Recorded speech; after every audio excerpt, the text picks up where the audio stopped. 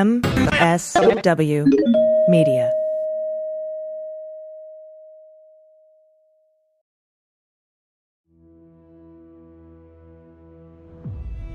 Imagine being mauled by a grizzly bear so ferociously that your companions presume you are dead, then waking up, crawling, hobbling, and dragging yourself 250 miles of wild terrain, armed with nothing but sheer will and revenge in your veins.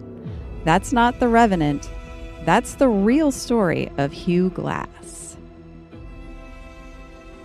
History is messy, weird, wild, anything but boring. We're rainy day rabbit holes, exploring the unhinged side of history, politics, and culture. Let's fall down the rabbit hole. So today we're diving into one of the most absolutely crazy, intense survival stories of American history. And I know what you're thinking. Oh, you mean that Leonardo DiCaprio movie where he gets mauled by a CGI bear and grunts for 2.5 hours.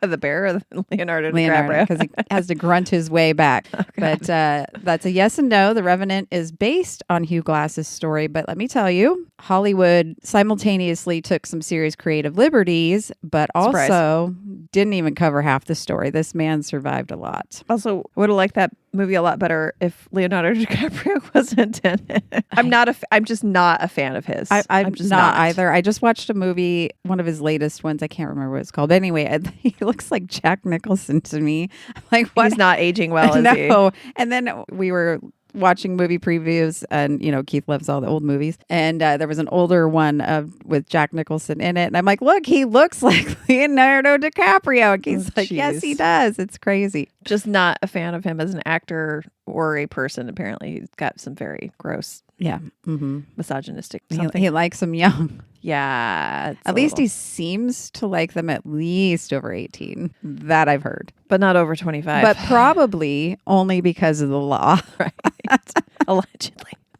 Yeah, allegedly. Speculation. All right. So the real story, it's somehow even more brutal and unbelievable than what you saw on screen. So buckle up, because we're about to talk about a man who survived a grizzly bear attack that should have killed him instantly, crawled 200 miles through the wilderness with injuries that would make a horror movie director squeamish, and then walked around another 1,500 miles to confront the men who left him for dead. Oh, geez. Here's the thing about Hugh Glass. We don't know a whole lot about his early life. This is the early 1800s, so record keeping was not exactly the priority, especially out on the frontier. 70, yeah, exactly. But what we do know, or at least what the historians have pieced together, is this. Hugh Glass was born in 1783 in Pennsylvania. His family was Scots-Irish, which, if you know anything about Scots-Irish people, this explains a lot about his stubbornness and refusal to die. Mm-hmm. Yeah, it's in his blood. The Scottish are fairly tough MOBs.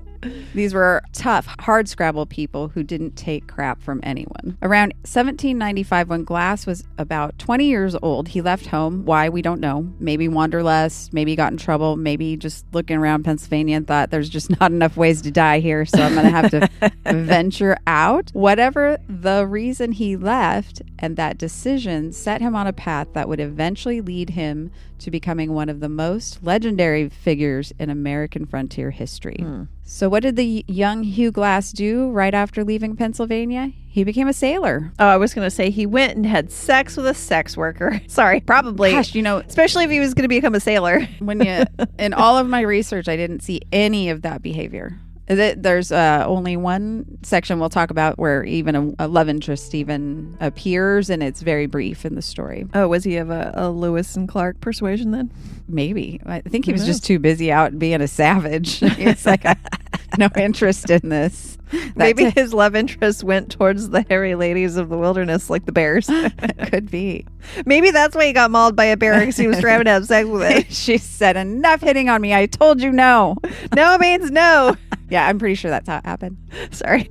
So he became a sailor, not just any sailor. According to some accounts, he eventually became the ship captain. This is where Glass's story starts to sound like someone just mashing it together. The timelines don't really make sense. Everything he does from here on out, he does for about 2 to 3 years, about 5 different things, but all of those 2 to 3 years seem to be the same 2 to 3 years, so it's really hard. Yeah, and how did he become the captain of a ship? Like, that's not just like out I of show nowhere. up and you're like, I'm the captain now.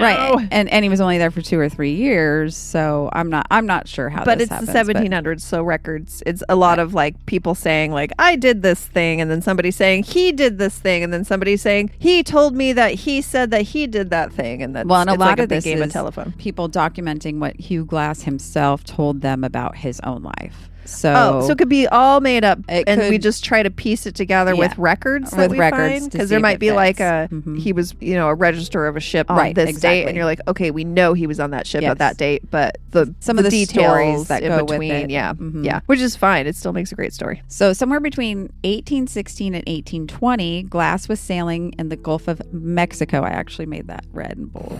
It's the Gulf of Mexico. I refuse to say anything Mount else. Denali.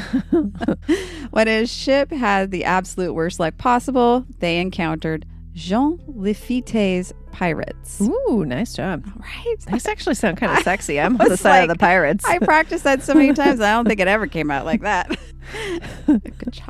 They sound a lot sexier than I'm sure they were, because they're sailors. They're pirates. They probably smelled bad. Had to. Otherwise, The I teeth, picture everyone did. there's probably a full complement of teeth between the whole crew. Crew. So now, if you don't know who Jean Lafitte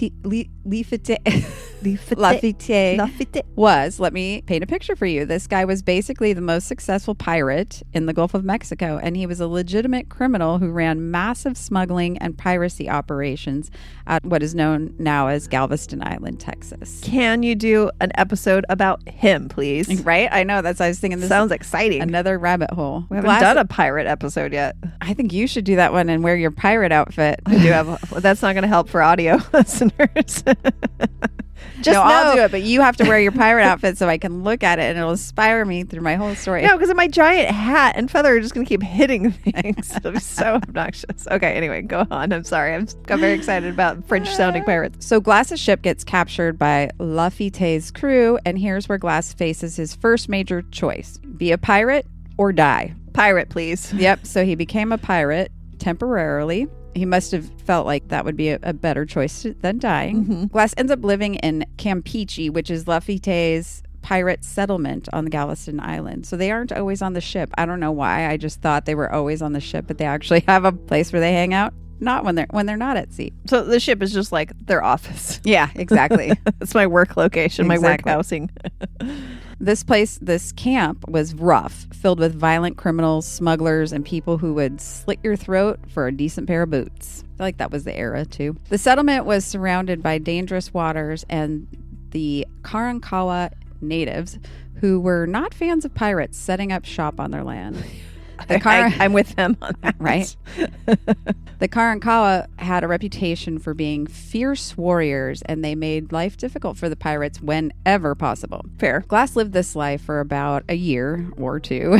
Or two, like he did with every phase of his life. I went to college for a year or two. I was a pirate for a year or two. But by all accounts, he absolutely hated it. He did not want to be a pirate and was doing this against his will. He was a prisoner with slightly more freedom than the guy in chains and was looking for any opportunity to get the hell out of there, and eventually that opportunity came. Here's where Glass shows the first real glimpse of the absolute madman that he would become. Glass and a companion whose name is never reported, so I'm not sure. Bob.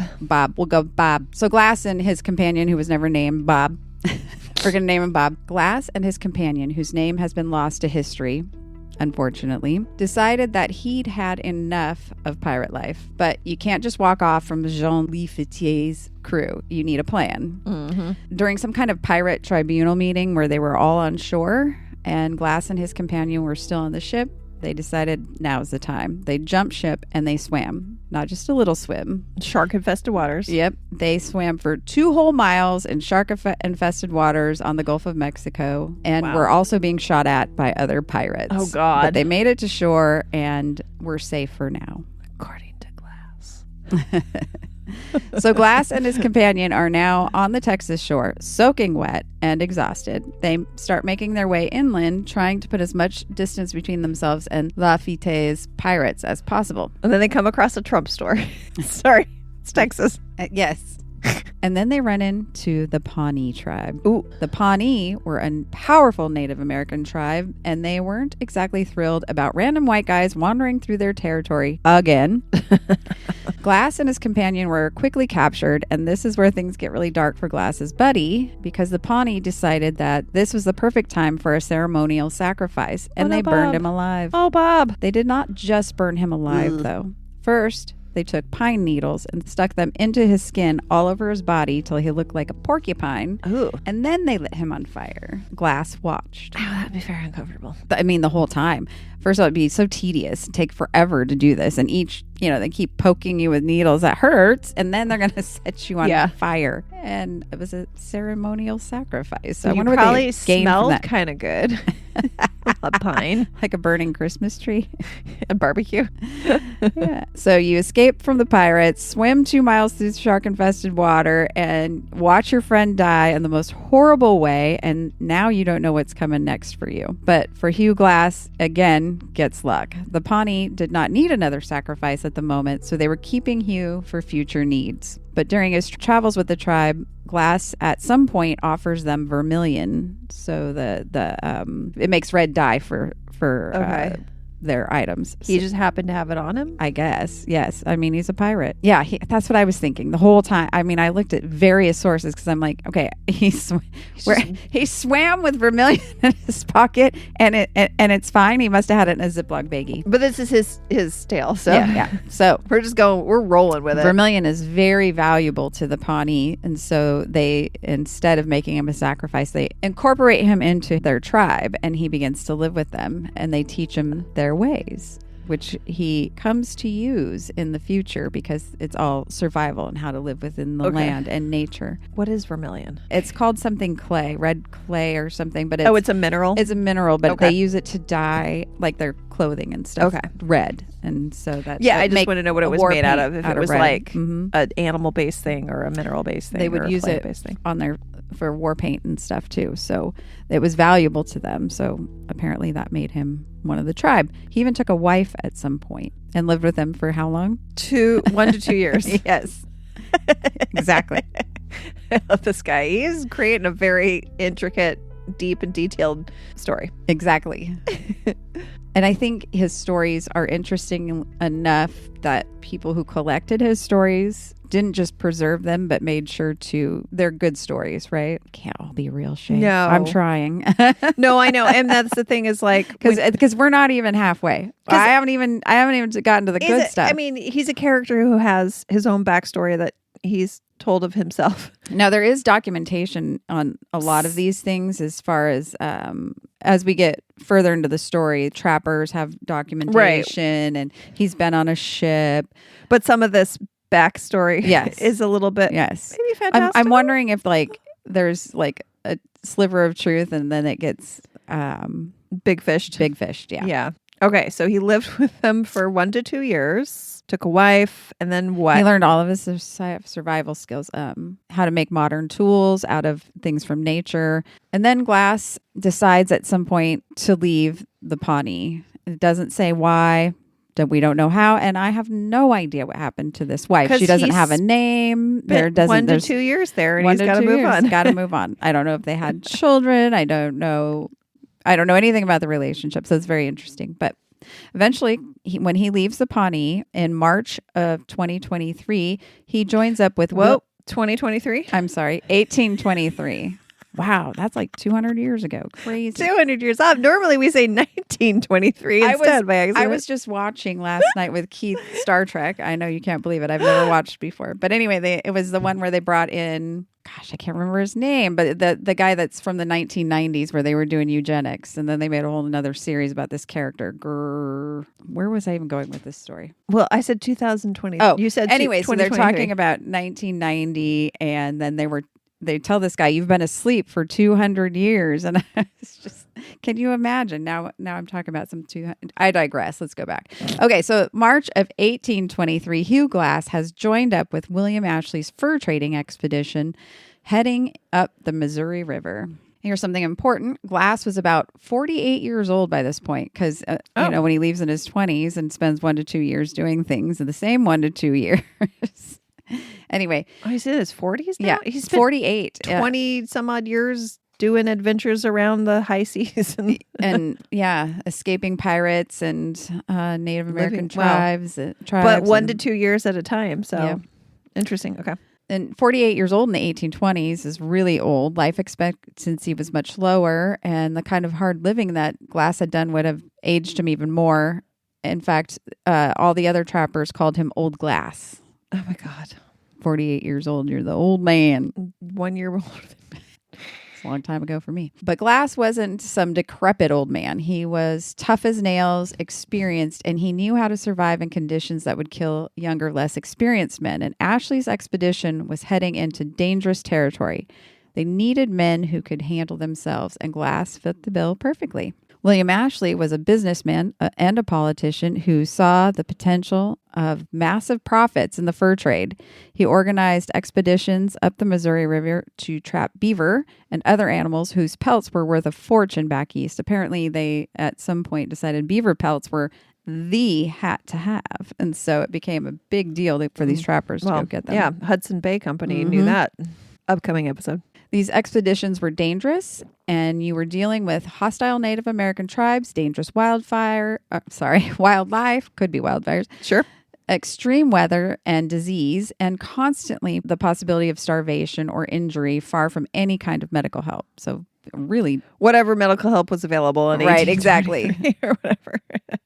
That's what I was thinking when I was this story. I'm like, it wouldn't even matter, I don't think, at that They're going to point. put a leech on you and rub some mercury in it. We do get maggots in this story. Which actually are beneficial. Okay.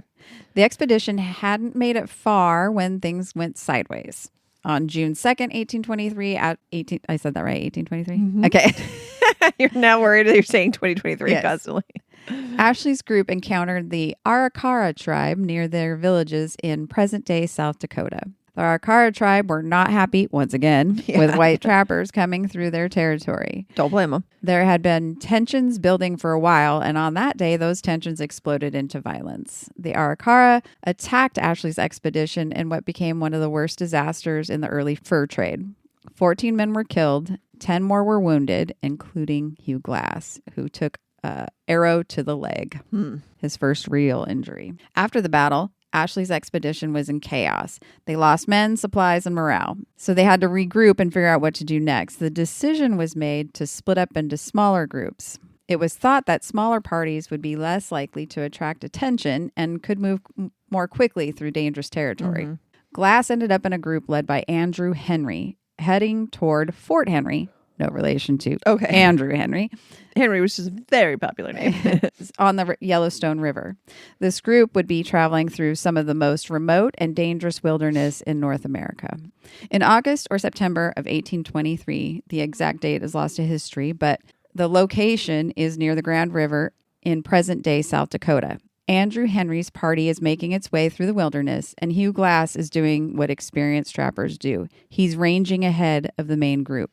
He is hunting for game to feed everyone else. Glass is moving through thick brush near a stream, and visibility is poor. He focused on looking for deer or elk or anything that would make a good meal for many men. And then suddenly, he's face to face with a grizzly bear. Not just any grizzly bear, a mother grizzly bear with 2 cubs. Yikes, the worst kind. Mama bear was ready to do what mama bears are known for. The bear didn't give him time to react. She charged. What happened next is brutal. This was not a quick attack. It went on and on. This was a sustained, vicious mauling. His companions heard him screaming and came running. The bear grabbed Glass and threw him around like a rag doll. She broke his leg. She ripped his scalp partially off his skull. She tore open his throat so badly his windpipe trachea was visible and punctured. He was actually breathing out the side of his neck. Oh, God. She shredded his back with her claws, exposing his ribs. She tore flesh from his lower body and limbs. His hands and arms, which he was using to fight, were somehow still functional, but the rest of him was destroyed. Oh my God. Glass, in the middle of this attack, managed to grab his knife. When the bear was literally tearing her apart, he was stabbing her, trying to kill her, or at least make her stop. Eventually, between Glass's knife work and the arrival of his companions who shot the bear, the attack ended. The bear was dead. And now we have cubs with no mama. I know. And Hugh Glass should have been too. But now they also have bear meat to eat. Yeah. You know, I was thinking that, and they don't ever talk about that. It's like they just pack up and run. And I'm like, why would you leave that? I bet you they took some bear meat, because if they're constantly looking for food, they wouldn't just leave it. A bear is hundreds of pounds of meat. Hundreds of pounds. And the warmth from that. The fur, and these are fur trappers. Mm-hmm. No, they would have, but it would have been like this is what we would have done anyways. We don't need to mention it. Oh, it could be, yeah. So when his companions reached him, they found a scene that must have looked like a slaughterhouse, but somehow, impossibly, he was still alive.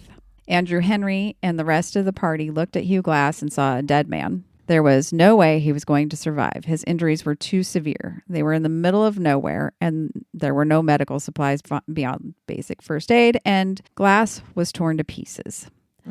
But they couldn't just leave him there. He was still alive. He was still breathing, and even though it was from a hole in his neck.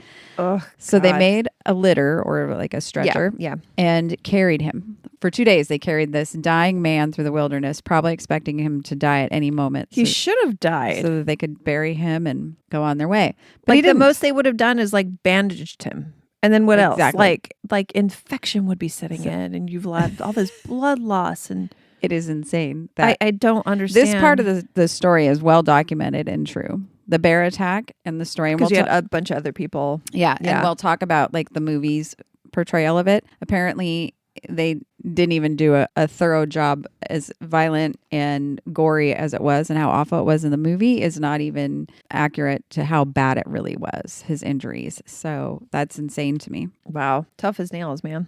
Because, you know, like we all know, he survives. So for 2 days, he's still alive. After 5 days, he's still alive. And this presented Andrew Henry with a serious problem. They were in hostile territory.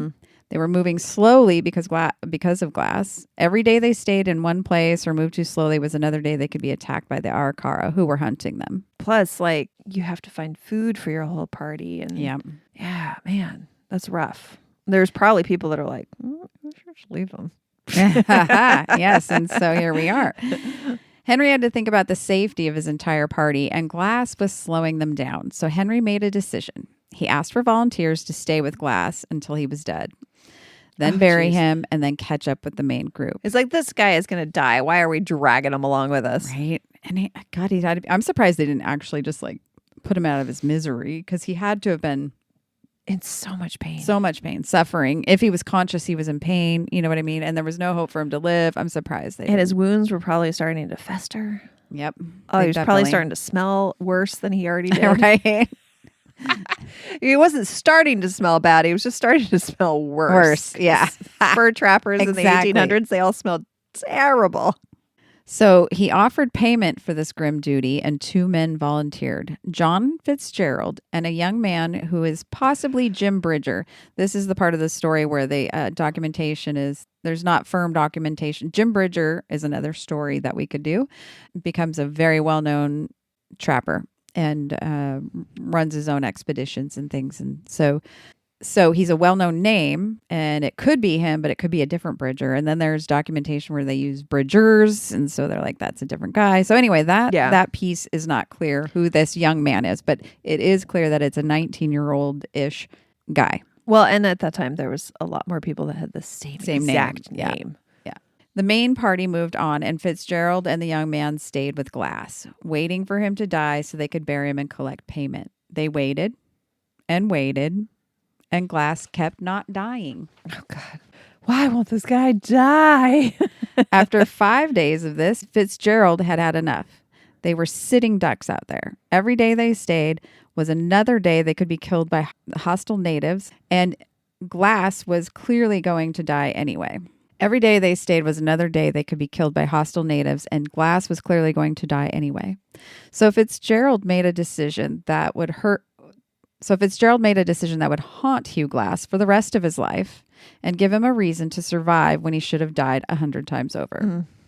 And now that you are trapped here in our riveting story of survival, and we're going to take a quick break to ensure our own survival.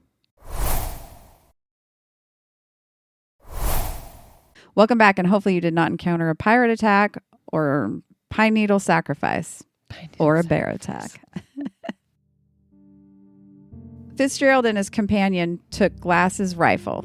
They took his knife. They took his tomahawk. They took his fire-making kit. They took everything he would have needed to help him survive. Because they're like, you're going to die and we need this. And we're not going to leave you with anything that's useful that could help us survive, which I mean, I kind of like can't blame these guys. He spends most of this time unconscious, can't talk. His eyes are moving at times. They report that that's basically the most communication he's got. So, there's no way this guy's he's not gonna be able to use any of these tools. I don't think you can fault these guys you can't use these tools. So he can't even get up and function to use them. So we're going to take these because they're going to help us survive. I mean, yeah. I mean, I can't blame them. I don't think that it's particularly that was my thought. Cruel or anything. I think this is a guy who has been injured so grievously, and we are putting ourselves at risk. Crazy that he's still alive, and there's no way he's going to survive, and we can't keep him alive. Right. I agree. I wouldn't have held. I don't hold. Hugh Glass has he spends the next few years getting back at them. If I had been Hugh Glass, maybe I would feel the same. But as an outside observer, I'm like, I mean, I think if I was one of these other guys, I would have probably made the same exact decision. If you're going to leave me, make sure I'm dead. Just finish me off, please. Yeah, a nice knife to the brain pan. It would not have taken much more. No, I mean, look at all the zombie movies. It's not that hard to stab somebody in the skull, apparently. Well, I'd imagine they have guns too, so there's that. But that's wasting ammunition. That's true. So they took his fire starter and everything. They took everything that he needed. They left him next to a spring, though. That was nice. With nothing but the bear hide that was supposed to be his burial shroud. It was probably the bear hide of the dead bear, right? That's what I was wondering. But Hugh Glass wasn't dead. He was conscious even at this moment. And he was aware. And he watched these two men steal his equipment and leave him to die alone in the wilderness. If you're wondering where the Revenant got its revenge plot, this is it. But in the movie, there's a son that gets killed, and now he's on a revenge path for his son. Son never existed. So they needed something that was a little bit more emotionally. I feel like being. Maybe it's because they knew the audience would feel more like us. Well, yeah, you left him. Like, that makes sense. This guy's not going to make it. But Hugh Glass didn't feel that way. And the whole point of this his mission, crawling back, was to get them. He didn't just survive because he wanted to survive. He was on a mission of revenge. And I don't know, maybe they didn't feel like that was enough for us to connect with, because we're like, well, duh, you of course you'd leave him or whatever. Well, save yourself. Interesting, yeah. But for Hugh Glass, I think there could have been a way that you could have done that, though. Yeah. If you had made him maybe a little bit more conscious and more like protesting and made the people leaving him, a little bit more heartless, you could have made it that much more believable and not had to write in a whole it sounds like story. Mainly he wanted his rifle back. That gun meant a lot to him. I don't think audiences would connect with that so much. Right. So my favorite gun. Yes. So I named her Bertha. I'm not sure. Yeah. It's different era. So Hugh Glass lay next to this spring, broken and alone, and had a choice to make. He could give up and die, which is what any reasonable person would do with these injuries. Said, hurry up. Or he could survive out of pure spite and make those two men pay for what they had done. And he chose spite. First, he had to deal with his injuries. The leg was broken, and so he set it himself. Ugh. Right? God. Let that sink in for a moment. No painkillers, no medical training. He doesn't even know what he's doing beyond the basic frontier knowledge. I'm sure they probably all set bones by this point. And Hugh Glass sets his leg. The pain must have been unimaginable. I get a little nauseous just even thinking about it. But he did what he had to do. He wrapped himself in the bear hide that was supposed to be his burial shroud, and he noticed something that probably would make anyone want to vomit. Maggots were starting to infest his wounds. Yeah, that would. But here's where Glass's knowledge from his time with the Pawnee kicks in. He knew maggots only eat dead flesh. Yeah. And not living flesh. And he knew if he let the maggots do their work, they would clean the wounds and prevent gangrene, which would kill him. So he sat and let the maggots eat the dead flesh around the wounds. That would just, oh God. Right? Like if you have to use maggots to clean my wound, I hope I'm unconscious. Right? Because I don't want to deal with having to think about that happening. It probably, does it tickle? I was kind of wondering that. I've seen it before. We didn't use the maggots purposely. We took somebody's shoe off and they all fell out with it. But I know that in some hospitals they do use. Yeah, we use leeches. I have experience using leeches, but not maggots. Well, I know they'll like make sterile leeches, or not sterile leeches, but sterile maggots, basically, and like. Oh yeah, because they're created in the lab. Yeah, and then like apply them to a wound that is gangrenous, but I think what I've read is it's usually unconscious people, or they don't really they tell them it's happening, but they don't let them see when they're doing the procedure. They drape everything off. Well, I imagine it would go over time. It'd take a while. It's a lengthy procedure and then you have to go and like change them every day. Yeah, that's what we would do with the leeches. You leave them on for a little while. For prescribed time, and then you take what were off. The leeches being used for? Venous. So if you have a surgery where you reconnect vessels, you can get venous congestion, so the blood backs up because the veins aren't bringing the blood back to the heart effectively yet. It takes some time.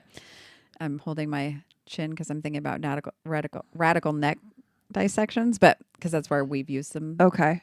And so it just kind of pools with blood, and so they need to get that pooling out. And that's like the safest way so they to put do them it. on, and then they say like leave it on for so many minutes, and then you take them, and unfortunately you put them in alcohol and they die. You don't reuse them. But one time I came in because the leeches will stay attached until they're full, and then they detach and wander off. This person is unconscious, right? No, not always. Oh gosh. Okay. Yeah.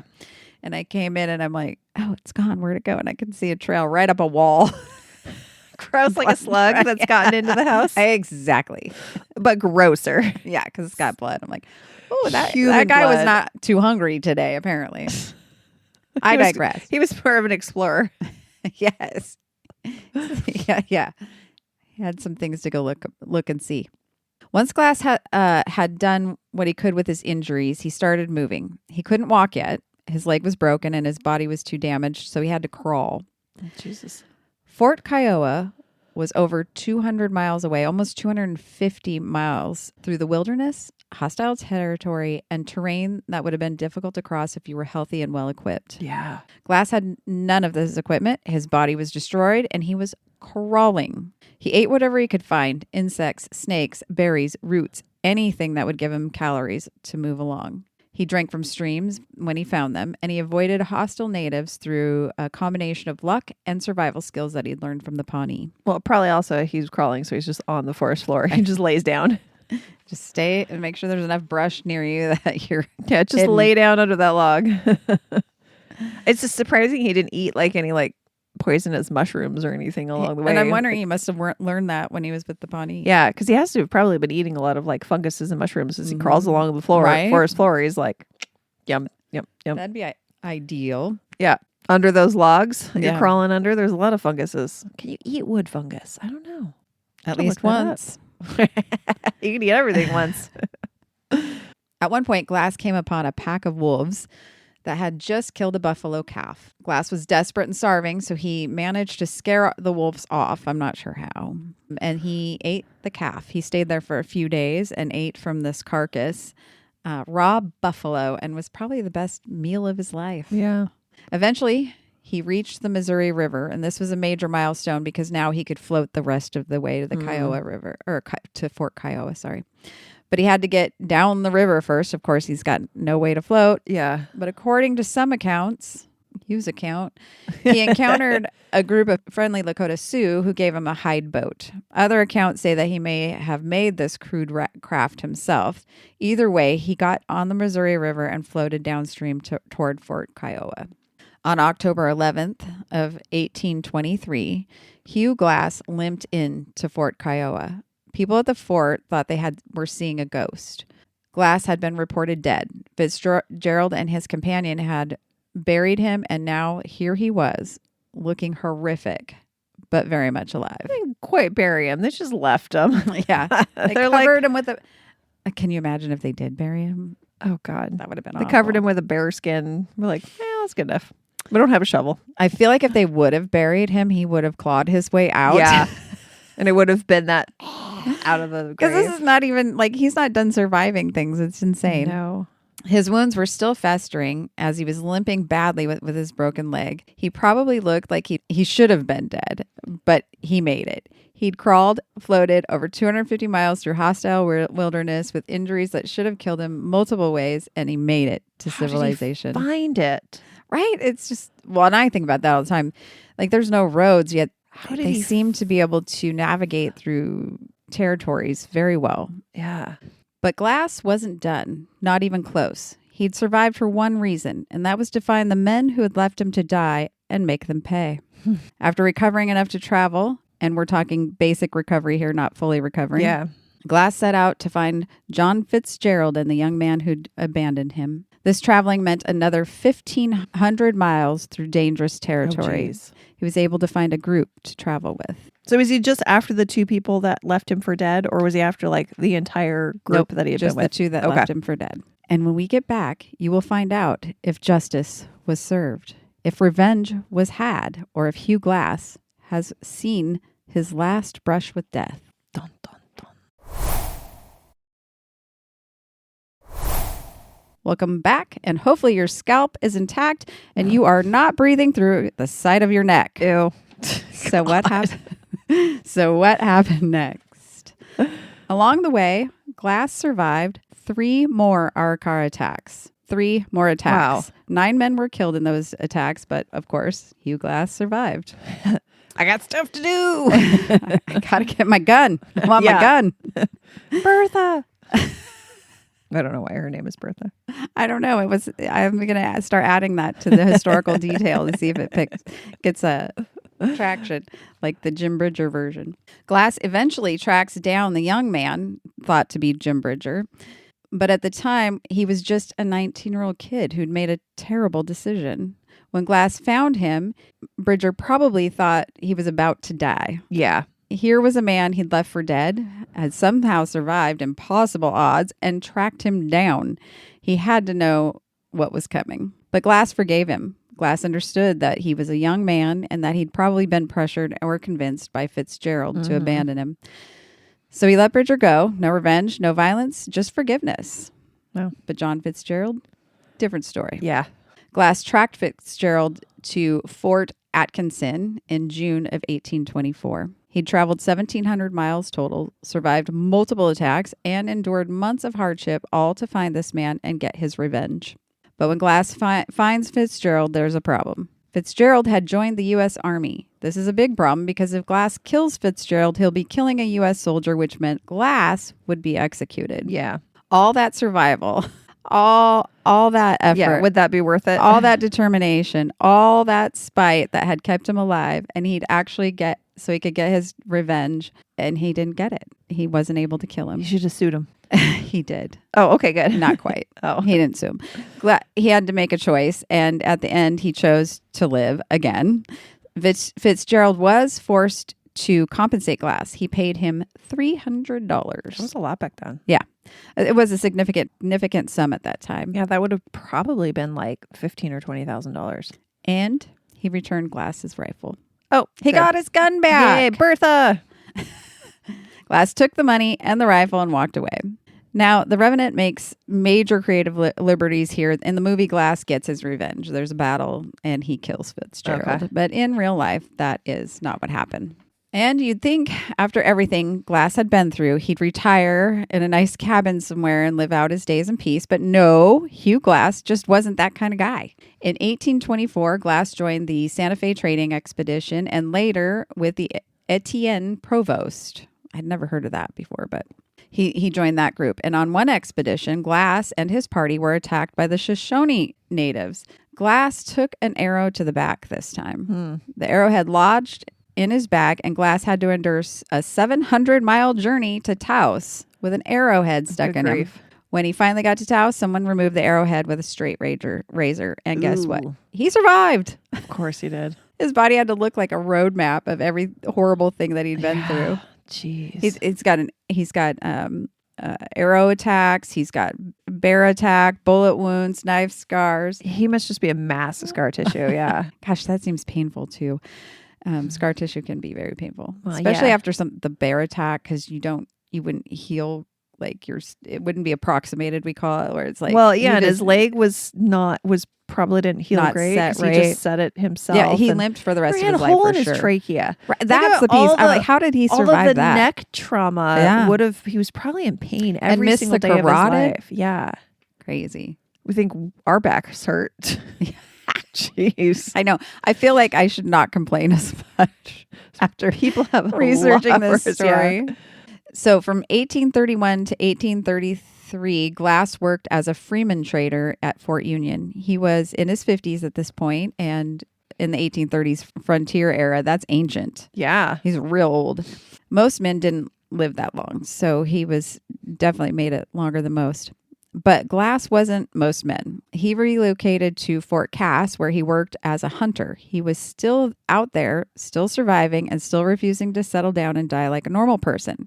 And then, in the spring of 1833, Hugh Glass's luck finally ran out. Glass was traveling with two companions, Edward Rose and Hillian Menard. They were crossing a frozen river when they were ambushed by the Arikara war party. Oh, there they come again. Yep. The tribe had attacked Ashley's expedition back in 1823, and also while Glass was traveling to find Fitzgerald. So he'd been attacked by them multiple times. They had been a thorn in the side of trappers and traders for years, and now they had Hugh Glass in their rights. I'd like to say that the trappers were a thorn in their side. Yeah. It depends on who you're talking to. Glass, Rose, and Menard were shot, scalped, and killed, all three of them. After everything Glass had survived, pirates, the Pawnee, the grizzly bear, the 200-mile crawl, the multiple Arikara attacks, and an arrow in the back, he was finally killed by the same tribe that had wounded him a decade earlier. So that is how Hugh Glass's life finally ended. Wow. Like I said, I can't believe he's not still here today. Keep surviving everything. Right. But let's talk about the Revenant for a minute, because that's how most people know of Hugh Glass's story. But it's important to understand that the film has a lot of creative liberties. The sun, we've talked about the sun, that was not there. No sun ever existed. There was no retribution needed there. Second, the timeline. The movie compresses everything into what feels like about a week. Mm-hmm. In reality, the crawl to Fort Kiowa from where he was injured was 6 weeks. That's after he got himself patched up enough to even begin crawling. For another 6 weeks, he worked his way over. Well, remember that period of his life from when he got attacked by the bear until he finally caught up with Fitzgerald was probably 1 to 2 years. Yeah, exactly. Like all the other eras. Third, the revenge in the movie. Like we talked about, Glass gets a dramatic, violent confrontation with his betrayers, but in reality, he forgives the first one and then has to just settle on the terms of the second. It's not as exciting, though. Like being like, okay, fine, I guess. It's not satisfying. I want revenge. Here's a couple $100 and your gun back.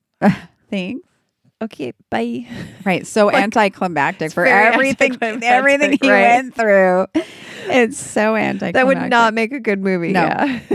And then there's various details about the bear attack and the aftermath. The movie shows Glass being attacked near a river and immediately being found by his companions. In reality, he was hunting ahead of them, and they had to run and catch up and help save him. The movie also shows Glass being left almost immediately, when in reality it had been over a week of him surviving. So they didn't just make that decision on day one. The other difference is that the two men stayed with him for 5 days after abandoning him. But like I mentioned earlier, the movie apparently does not represent the injuries as like the extent of them and how horrific they were.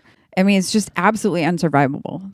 Yeah. Absolutely unsurvivable. And he managed to do it. So the real Hugh Glass crawled 200 miles with worse injuries than the movie shows, survived for 6 weeks on insects and roots and snakes, and walked another 1,500 miles through hostile territory, The movie made it look hard, but in reality, it was much, much harder. Crazy story, huh? Yeah, that's nuts. I was just looking for weird survival stories and came across Hugh Glass. And then I started reading into it. And I'm like, oh, I know this story. I've seen The Revenant. And then I started really researching. I'm like, holy cow, this man is amazing. Survivability. Yeah. Yeah, the determination. Right? I wonder too, thinking sometimes like, Kept was he alive thinking, by why spite. can't I just die? Maybe. Why do I keep waking up alive? God. I guess I'm alive. I Man. better get it together here. Man, that's crazy. Yeah. What a story. Well, thank you. Yeah. Special thanks to Letha at Easy Bruzy, EASYBRZY.com for our beautiful new website. And Logan Hine, he's our social media manager at Logan at redemptionindustries.com. Thank you very much to them. Thank you. Yeah. And thank you to the MSW Media Network. We're a proud member now of MSW Media Network, amplifying truth, justice, and accountability. So thank you very much to Allison Gill and the MSW Media Network. Thank you to our listeners and our supporters. Hey, if you liked this story, we got more over at our Patreon. So for just as little as $5 a month, you can get access to all of our bonus content, along with ad-free episodes early, sometimes up to 4 days early. And if you're at the higher tiers, you also get little special merch. Go on over to rainydayrabbitholes.com to explore more of our episodes and to sign up for our Patreon. And if supporting our Patreon isn't in it for you right now, just tell a friend. We would appreciate that. Reach out on social media, YouTube at Rainy Day Rabbit Holes everywhere. And we will see you next time. And See you down the rabbit hole. It does not cover it fully. No, your natural deodorant does not work. I'm so sorry, everybody who thinks that natural deodorant works. It does not. MSW Media.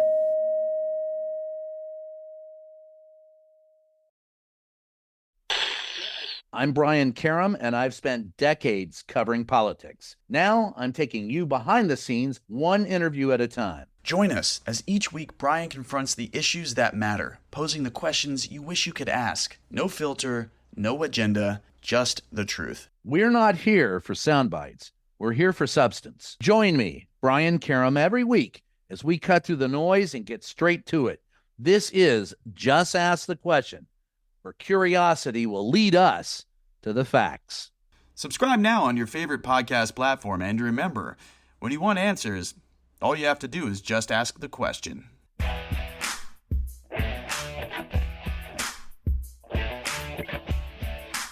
Hey, it's Jody Hamilton. And Sean Smith Pierce. Here's a taste of what you might have missed from the Politics Bar. Jody, I was listening to you this morning, filling in for Steph. You and Chris were debating, and just for the record, Jody is right. Chris's argument is that there is some truth to what's being said about the left being in their own information silo. Right. Basically, we started talking about how Gavin Newsom has invited people on his podcast, high up MAGA guys. Yeah. Well-known onto right-wing his show. propagandists. That's what they are. Yeah. And my argument is he shouldn't be inviting them because nobody on that side is listening to Gavin Newsom. Right. It doesn't help to bring propagandists into a sphere where truth matters because they're just going to lie their asses off anyway. Right. So here is a public service message for Chris Lavoie. Jody Hamilton is right. Catch all that and more weeknights at the Politics Bar. Available through your favorite progressive radio station, your favorite podcast player, or online anytime at thepoliticsbar.com.